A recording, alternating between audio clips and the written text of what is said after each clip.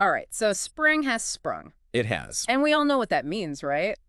Warmer weather, longer days. Absolutely, yeah. But with all that good stuff comes something not so pleasant. Right. Bugs. Yeah. Yeah, so today we are diving into spring pest prevention. Okay. And to help us out with that, we're going to be drawing some insights from the Vedens Garden and Candles podcast. Cool.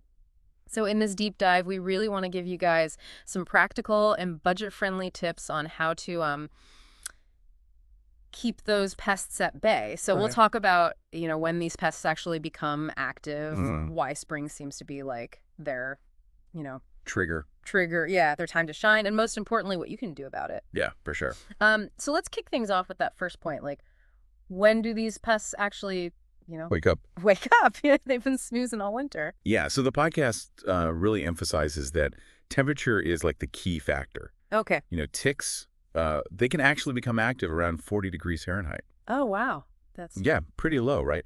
I would have thought they needed more warmth than that. Yeah, but as it starts to get warmer, like around 50 degrees, Okay. that's when you start seeing a lot more activity from ants, mosquitoes, and wasps. Oh, yeah, those are the ones that really... Yeah, those are the ones you don't want around. Those are the ones you notice. For sure. So this whole, coming back to life thing, what's that? Yeah, so that's actually called diapause. It's kind of like their version of hibernation. Okay. And so as the temperatures rise, it basically triggers them to come out of that dormant state. So warmer weather basically means, It's go time for the bugs. it's a good time. Yeah, that makes sense. Yeah. But, it's not just about them waking up, right? It's like, why are they so Abundant in the spring. abundant? Yeah, why is spring like their Super Bowl?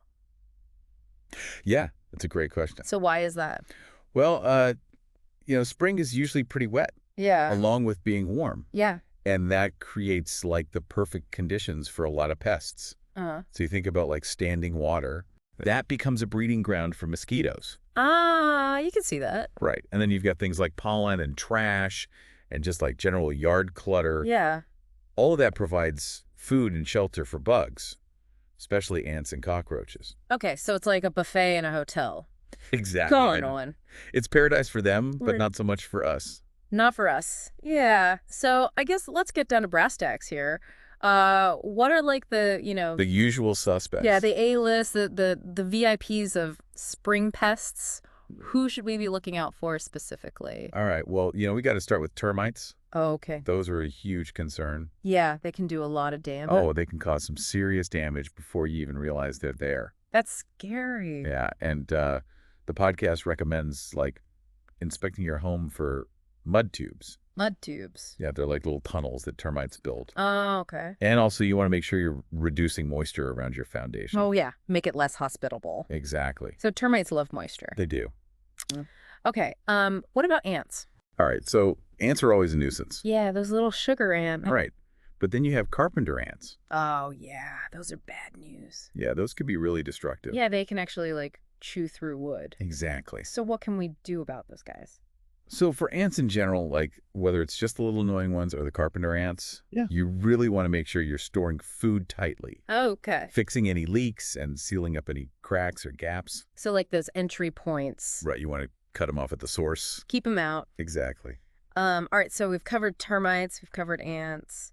What about everyone's favorite, the cockroaches? Oh yeah, those are definitely not on the invite list. No, they are not. So cockroaches, they really thrive in warmer weather. Yeah, they seem to just multiply. Yeah, they do. It's like they're having a party. So how do we stop the party? Well, keeping things clean is key. Okay. Fixing leaks, that's another big one. Right. And then you can also use traps. Okay. Strategic placement. Mm-hmm. All right, and what about spiders? So spiders are interesting because a lot of times they're just following other insects. Oh, they're looking for a meal. Yeah. They're like, hey, where's the buffet? Yeah, so if you can control the general bug population, You're less likely to have spiders. you're less likely to have spiders. Okay, that makes sense. Yeah. And decluttering also helps. Oh, yeah, I can see that. Get rid of those hiding places. Yeah. Make it less inviting for them. Okay, so we've talked about a lot of the creepy crawlies that are like, yeah. In and around the house. Yeah, but what about the ones that really just make being outside miserable? Oh, you're talking about ticks and mosquitoes. Yes, yes. Those are the ones that can really ruin a good time. Yeah, for sure. And those could be more than just annoying. Oh, Right. yeah. They can carry some nasty diseases. Yeah, exactly. So what can we do to protect ourselves from those? So for ticks, the biggest thing is just checking yourself and your pets Okay. after being outdoors. Yeah, after hikes in the woods, anything like that. Exactly. And for mosquitoes, the key is eliminating any standing water. Okay. And I mean, any even like small amounts in containers or clogged gutters. Oh, wow. So it doesn't take much. It doesn't take much. Okay, so be diligent about that. Yeah, for sure.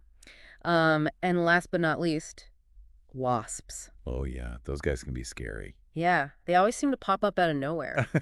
And, in the spring, the queen wasps are actually busy building nests. Oh, so they're getting a head start. They are. So what can we do about that? Well, if you spot a new nest early on, Okay. like when it's still small, Uh-huh. you can try to carefully remove it. Okay. Emphasize careful, You huh? definitely, you don't want to mess with a wasp nest No. unless you know what you're doing. Right. So maybe call a professional. Yeah, exactly. And Yeah. in general, you want to avoid leaving sweet foods outside. Okay, that makes sense. Yeah, you're basically inviting them to a picnic. Yeah. Just keep it clean, keep it sealed up. Right. So, okay, we've talked about a lot of different pests here. If there's one thing that our listeners should take away from this, what would it be? Honestly, I think the biggest takeaway is just to focus on prevention. Okay. Like you said, a little effort now can save you a lot of trouble later. Right. So seal up any cracks or openings in your home, Okay. clear out any clutter in your yard, Uh-huh. get rid of standing water, keep indoor areas dry and crumb-free. Okay, good tips. Yeah, and, if you do end up with a serious infestation, don't hesitate to call the professional. Right. Sometimes you need the experts. Absolutely. It's not a sign of failure or anything. No, not at all. Yeah. Sometimes it's the best way to protect your home. Yeah, exactly. So I really like how the Vedens Garden and Candles podcast puts it, spring should be enjoyed. Right. It's a beautiful time of year. It is. And we shouldn't let pests take over our homes and our, Peace of mind. our peace of mind, exactly. So yeah, taking these steps can really help with that. So here's something to think about. As you're going about your day today, maybe take a walk around your property. Okay. Look for any of those potential pest havens that we've talked about. Is there standing water somewhere? Right. Are there piles of leaves that you haven't gotten to yet? Yeah. Are there little gaps and cracks in your walls? Good point. Yeah, think about what you can address today. Yeah. Even one small thing Right. to make your spring a little bit more pest-free. Love it. All right, so that's it for our spring pest prevention deep dive. Awesome. We'll see you guys next time. See ya. Bye.